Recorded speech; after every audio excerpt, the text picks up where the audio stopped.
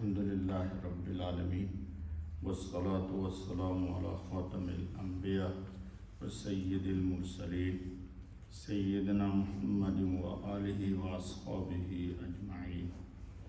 دوستو، کل آپ کے سامنے فرق نمبر 50 آیا تھا۔ آج آپ کے سامنے فرق نمبر 51 یعنی 51۔ کیا فرق؟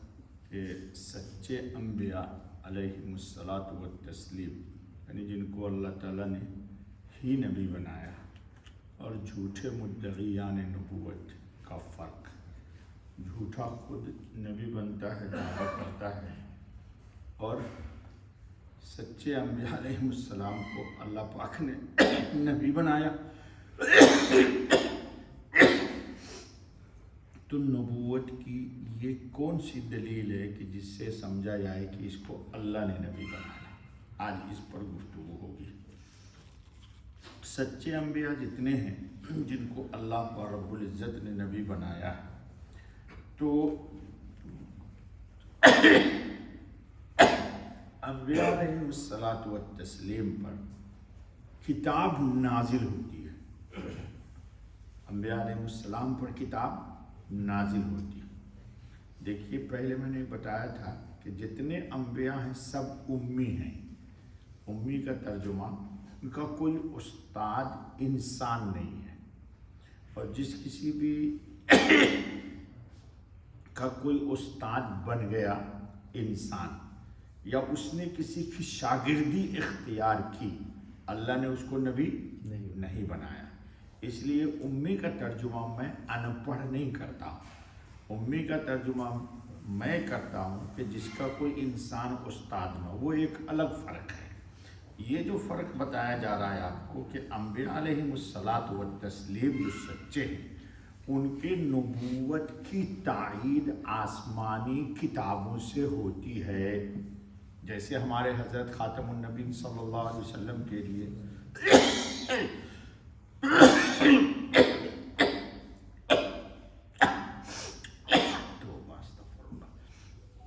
سورہ محمد ہے، قرآن میں ایک سورت، اللہ نے کہا بما نزل علی محمد، قرآن میں نے محمد صلی اللہ علیہ وسلم پر نازل کی۔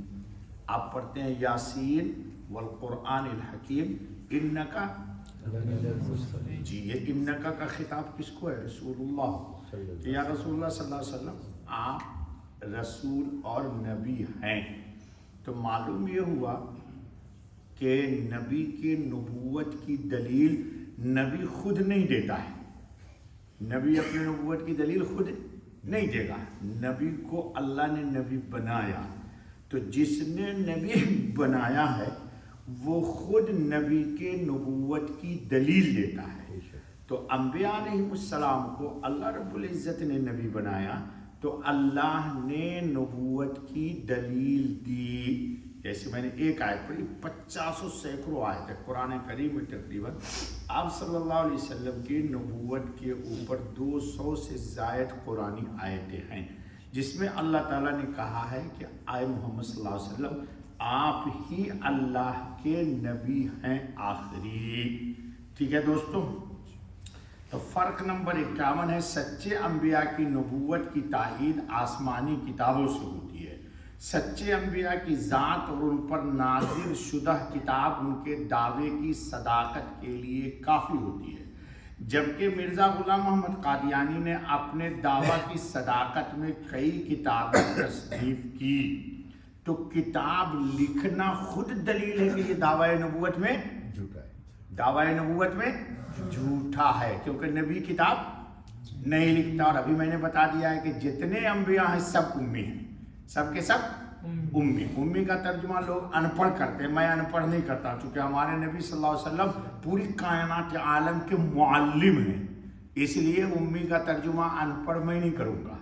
میں کرتا ہوں امی کا ترجمہ جس کا کوئی استاد انسان نہیں ہے۔ قرآن کریم میں سورہ نجم میں ہے علمہ شدید القویٰ، پہلے اس پر بات ہو چکی ہے پہلے۔ تو اپنے دعویٰ کی صداقت میں کئی کتابیں تصنیف کی، مگر لوگ پھر بھی اسے کذاب ہی کہتے رہے۔ کیوں؟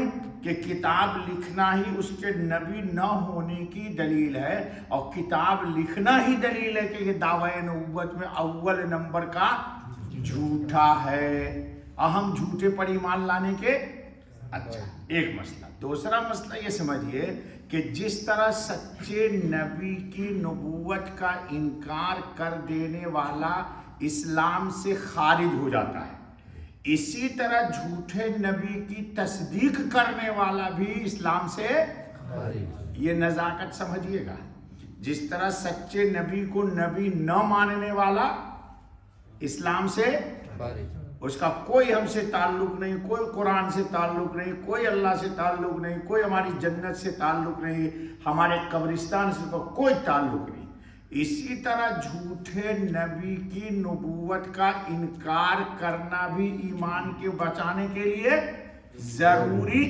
ہے۔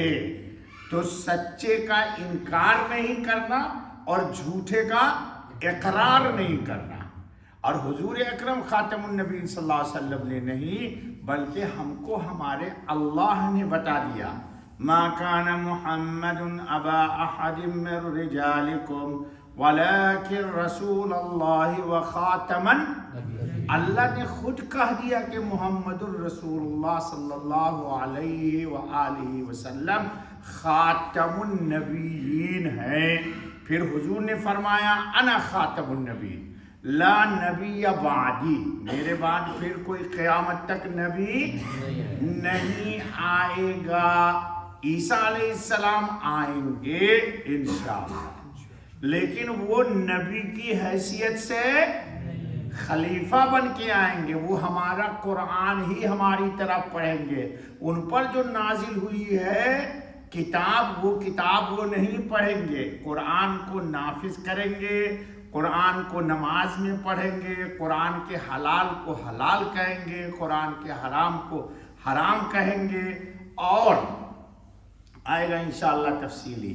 اللہ تعالیٰ نے قرآن میں ہی کہا ہے، آپ کہیے گا کہ مولانا عیسیٰ علیہ السلام آسمان سے آئیں گے تو ان کو کیا پتا ہوگا، وہ تو پہلے بنی اسرائیل کے نبی ہیں کہ قرآن میں یہ چیز حلال ہے، قرآن میں یہ چیز حرام ہے، وہ آ رہا ہے اس کتاب میں۔ اللہ تعالیٰ ہر نبی کو دوسرے نبی کے سارے علوم دیتا ہے۔ عیسیٰ علیہ السلام جب دنیا میں آئیں گے تو خود ہمارے قرآن میں موجود ہے کہ اللہ رب العزت علمہ الکتاب والحکمہ، اس کو اللہ قرآن کا علم عطا کر دیں گے آسمان سے نازل سے پہلے، اور پوری کی پوری حدیث حضرت خاتم النبیین علیہ السلام کا علم اللہ ان کو عطا کر دیں گے، تاکہ دنیا میں آنے کے بعد وہ اس کے مطابق فیصلے کر سکیں۔ ان کو بھی کسی استاد سے پڑھنے کی ضرورت، کبھی آپ سوچئے گا کہ کہیں بھائی ذرا بخاری کا ایک نسخہ لیا، ارے بھائی ذرا مسلم شریف کی ایک حدیث لے، کیا نہیں، نو، نبی کبھی نہیں سوال کرے گا، یہ اس کے اللہ تعالیٰ ہی کی جانب سے ان کو پورے قرآن کا علم عطا کر دیا جائے گا، پورے حدیث کا علم عطا کر دیا جائے گا، اور پوری شریعت کا علم اللہ تعالیٰ ان کو عطا فرما دیں گے، جس کی بنیاد پر وہ اس کائنات عالم میں حضرت خاتم النبی صلی اللہ علیہ وسلم کی ختم نبوت کے تحت شرعی قانون کو نافذ کریں گے انشاءاللہ۔ اللہ تعالیٰ ہم سب کو صحیح عقیدہ عطا فرمائے۔ بس